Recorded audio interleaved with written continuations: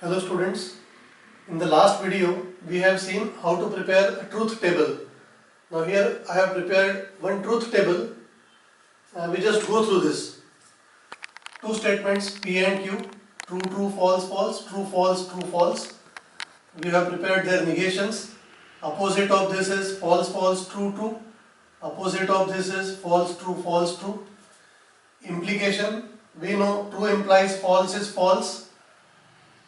So true implies false is a false, others are true. Then we have prepared Q implies P, Q implies P, true implies false is false, rest are true. Negation P implies negation Q, true implies false is false, rest are true. And negation Q implies negation P, negation Q implies negation P, true implies false is a false, rest are true. We know an implication is P implies Q. This is called an implication. Converse is Q implies P. Students, in previous classes we have seen converse of some theorems, like a theorem, isosceles triangle theorem. What is it? If two sides of a triangle are equal, then angles opposite to them are equal. And we have seen its converse. What is the converse? If two angles are equal, then the sides opposite to them are equal. So if P implies Q is a theorem, then its converse is Q implies P.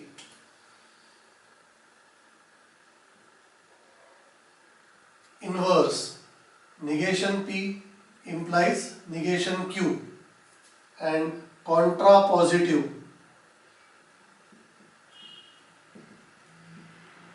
So we have to learn these names: implication, converse, inverse, and contrapositive is negation Q implies negation P. Now students, we can check through this table. Table for P implies Q, T, F, T, T. And table for contrapositive, negation Q implies negation P, T, F, T, T. These two columns are the same, and so we can infer that P implies Q is equivalent to negation Q implies negation P. And these two have the common columns TT, FT, TT, FT. And so we can say Q implies P is equivalent to negation P implies negation Q. Students, let us take one example. We define P as you study, and we define statement Q as you pass. Now P implies Q. This we have heard in general: if you study, then you will pass. So this is an implication: if you study, then you will pass. Converse will be: if you pass, then it implies that you have studied. The inverse will be: if you do not study, implies you do not pass. Negation P implies negation Q. And contrapositive is negation Q implies negation P. Now how do we read this statement? Negation Q implies negation P. If you do not pass, then you have not studied. Now if we know the result, if you study, then you pass, it means if you have not passed, we can infer that you have not studied. So this statement and this statement have the same meaning. Now why these two have not the same meaning? P implies Q. If you study, then you pass. If you pass, then you have studied. Now this is you have passed, but possibly you may have copied. So without studying you can pass. So Q implies P and P implies Q will not give the same meaning. And negation P implies negation Q. If you do not study, then you do not pass. is also not true, because you do not study but you cheat in the exam and you pass, or paper is very easy and still you pass. So see students, these two have the same meaning, that is implication and its contrapositive have the same meaning.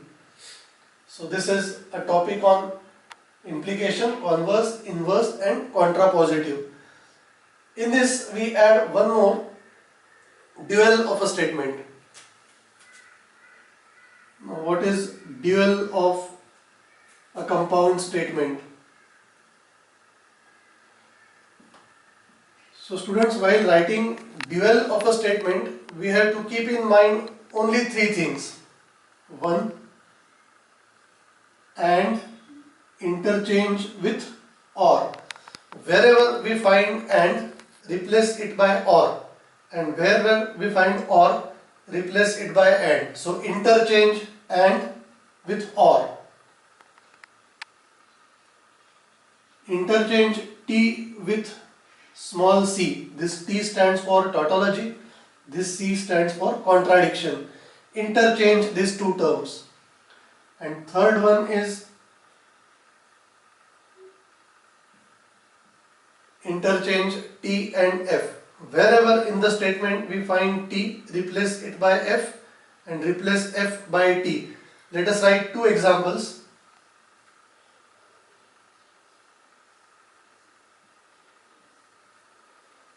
If this is a given statement and we have to write its dual, simple thing, and replaced by or replaced by and this small t is replaced by small c.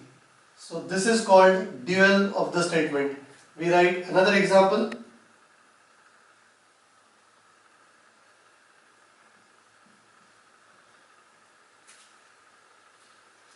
Now there is no change in this part.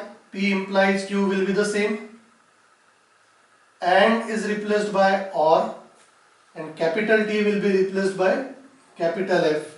So this is called dual of the statement. So students, we stop here with this topic dual. In the next topic we shall see laws of negation. Thank you.